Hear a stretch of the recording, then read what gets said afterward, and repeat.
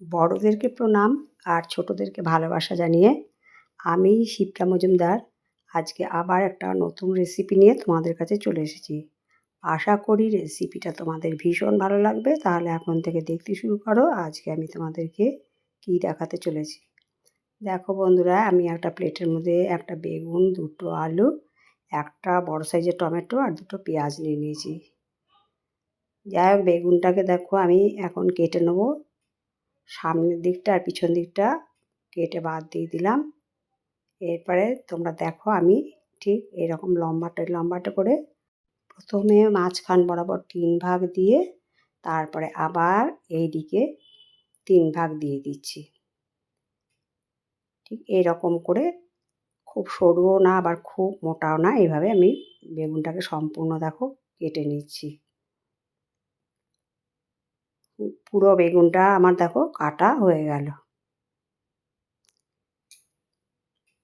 আজকে আমি একটা মাছের রেসিপি তৈরি করব, সেই জন্য আমি দেখো প্রথমে বেগুনটা কেটে নিলাম।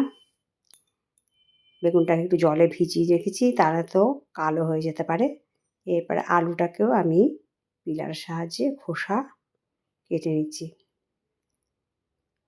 এটাকেও এরকম প্রথমে গোল গোল করে কেটে নিয়ে তারপর লম্বাটেভাবে কেটে নেবো। তোমরা দেখেই বুঝতে পারবে ঠিক এই রকম পজিশানে আমি আলুগুলোকেও কেটে নেব। ধীরে ধীরে আমি দেখো এইভাবে আলুগুলোকে পুরোটাই কেটে নিচ্ছি। সম্পূর্ণ আলুটা কাটা হয়ে গেছে, তোমাদেরকে দেখিয়ে দিলাম। এবারে টমেটো নিয়ে নিয়েছি, টমেটোটাকেও আমি মাঝ বরাবর কেটে নিয়ে বোটার দিকটা ফেলে বাদ দিয়ে দিলাম। তো এটাকেও একটু লম্বাটে করে কেটে নেব। আজকে আমি ট্যাংরা মাছ দিয়ে একটা ঝাল চচ্চড়ি রেসিপি তৈরি করে দেখাবো। তোমরা যেন স্কিপ করো না। আমি কিভাবে রান্না করছি তোমরা কিন্তু তাহলে বুঝতে পারবে না। দেখো ঠিক এরকম পরিমাণে আমি লম্বা করে কেটে নিলাম টমেটো, পেঁয়াজ, তারপরে আলু, বেগুন সমস্ত কিছু। আর এখানে বেশ কিছুটা ট্যাংরা মাছ নিয়ে নিয়েছি। তার মধ্যে 1 চামচ লবণ আর 1/2 চামচ হলুদ দিয়ে প্রথমে আমি মাছটাকে সুন্দর করে মাখিয়ে নিচ্ছি, যেন প্রত্যেকটা মাছের গায়ে লবণ হলুদটা মেখে যায়। এরপরে আমি কড়াই চাপিয়ে দিয়েছি। কড়াইটাতে পর্যাপ্ত পরিমাণে সর্ষের তেল দিয়ে দিয়েছি। তেলটা বেশ ভালো রকম গরম হয়ে যাওয়ার পরে আমি কড়াইয়ের চারদিকে ছড়িয়ে দিলাম, যাতে না করে ট্যাংরা মাছগুলো কড়াইয়ের গায়ে আটকে যায়। সম্পূর্ণ ট্যাংরা মাছগুলো দেখো আমার দেওয়া হয়ে গেছে। এরপরে ভালো করে খুন্তির সাহায্যে কড়াইয়ের মধ্যে একটুখানি সুন্দর করে ছড়িয়ে দিতে হবে ভাজা হওয়া পর্যন্ত। এক পিঠ দেখো ভাজা হয়ে যাওয়ার পরে আমি অপর পিঠও উল্টে নিলাম। একটু হালকা ভাজা করে নেব। দেখো পুরো মাছ যখন আমার এরকম ভাজা হয়ে গেছে তখন আমি এইগুলোকে নামিয়ে নিচ্ছি। আজকে আমি যেভাবে ঝাল চচ্চড়ি তৈরি করে দেখাবো সেটা কিন্তু গরম গরম ভাতের সাথে খেতে ভীষণ ভালো লাগে। আর মানে সর্দি জ্বরের মুখে যে এত ভালো লাগে, মুখটা সম্পূর্ণ ছেড়ে যায়। যাই হোক, 1 চামচ কালো জিরে দিয়ে দিয়েছি। কালো জিরেটা গরম হয়ে যাওয়ার পরে বেশ ভাজা গন্ধ বেরোলো। তারপরে আমি এর মধ্যে কেটে রাখা আলুটাকে দিয়ে দিলাম। সম্পূর্ণ আলুটা দেওয়ার পরে আমি একটুখানি সময় ভালো মতো নাড়িয়ে চাড়িয়ে এর মধ্যে 1/2 চামচ লবণ দিয়ে দিলাম আর 1/2 চামচ হলুদ দিয়ে দিলাম। লবণ হলুদটা দেওয়ার পরে ভালো মতন করে আলুটাকে নাড়িয়ে চাড়িয়ে ভেজে নিচ্ছি। দেখো যখন এরকম পর্যায়ে আলুটা ভাজা হলো তারপরে কেটে রাখা পেঁয়াজটাকে দিয়ে দিলাম।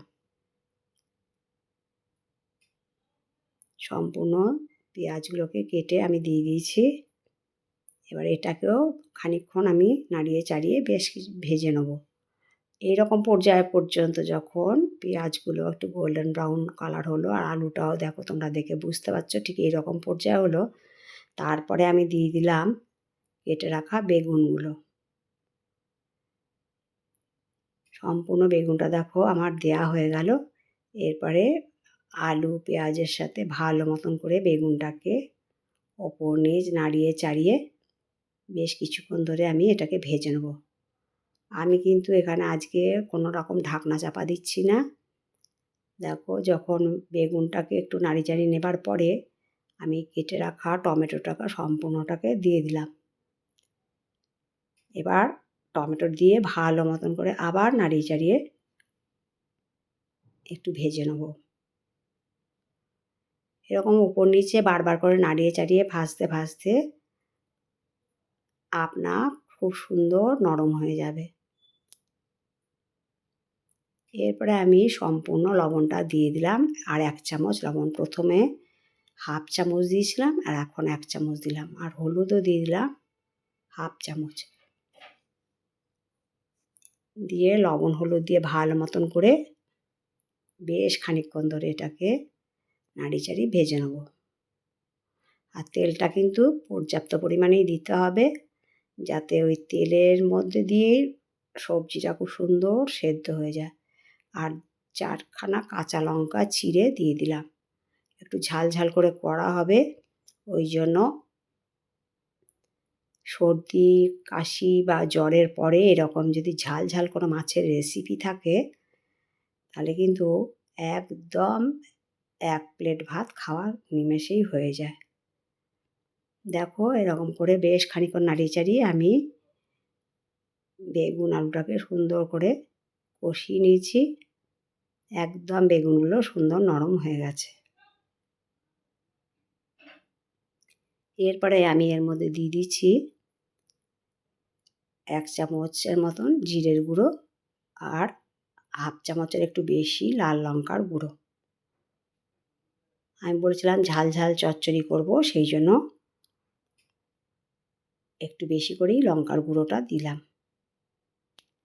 আর চচ্চড়ি বলতে তো আমরা জানি সর্ষে বাটা ছাড়া চচ্চড়ি হয় না, তাই বন্ধুরা তোমাদেরকে রিকোয়েস্ট করব তোমরা এইভাবে একদিন মশলা দিয়ে ঝাল চচ্চড়ি রেসিপি তৈরি করে খেও, তোমরা কিন্তু এর স্বাদ ভুলতে পারবে না।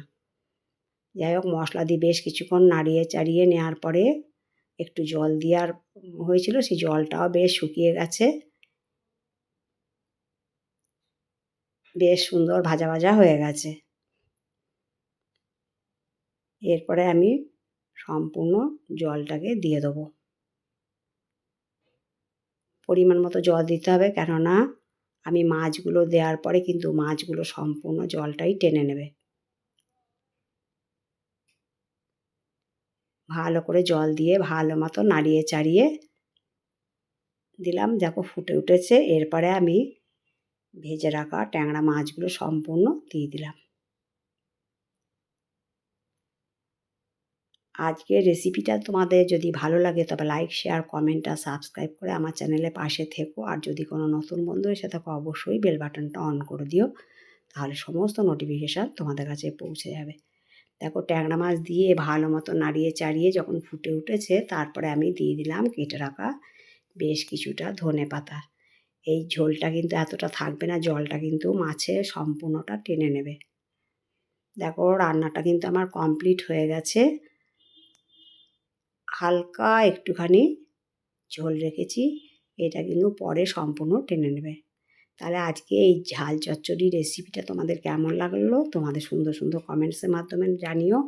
তোমাদের সুন্দর সুন্দর কমেন্টস পেলে আমি কিন্তু আরেকটা রেসিপি তৈরি করতে অনেক উৎসাহ পাই। দেখো একটা বাটির মধ্যে সার্ভ করলাম, কত সুন্দর দেখতে লাগছে। তাহলে বন্ধুরা তোমাদের কাছে আরেকবার রিকোয়েস্ট করব, অবশ্যই এই পদ্ধতিতে একবার ট্যাংরা মাছের ঝাল চচ্চড়ি রান্না করে অবশ্যই বাড়ির সবাইকে খাওয়াবে। আর আমার যত কাছে দূরের বন্ধু আছো তোমরা আমার প্রাণ ভরা ভালোবাসা নিও। সম্পূর্ণ সার্ভ করে তোমাদের কাছে দেখিয়ে দিলাম। তাহলে আজ এই পর্যন্ত রাখি, অন্য কোনো দিন অন্য কোনো রেসিপিতে আবার দেখা হবে। কেমন? টাটা।